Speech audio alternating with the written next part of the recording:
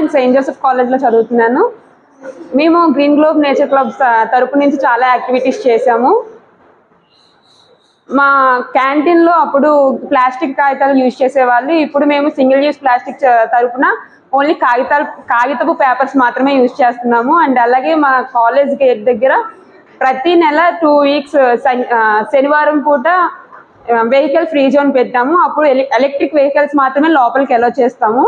Next మేము seats స్వాతంత్ర దినోత్సవ తరపున జెండాలు ప్లాస్టిక్ కవర్స్ యూజ్ చేసేవారు. ఇప్పుడు మేము కాగితపు కవర్స్తో లేదంటే సీడ్స్తో జెండాలు తయారు చేసి మేము యూజ్ చేస్తున్నాము. ప్రతి జెండా పండుగ రోజు మేము అదే కేటాయిస్తూ ఉంటాము.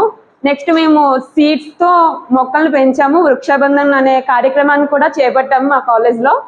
ఆ వృక్షబంధానికి అంటే వృక్షాల వల్ల మొక్కల వల్ల ఉన్న ఉపయోగాలని అందరికీ తెలియపరుస్తూ వృక్షాలని ప్లాంటేషన్ చేసాము. నాకు ఈ అవకాశం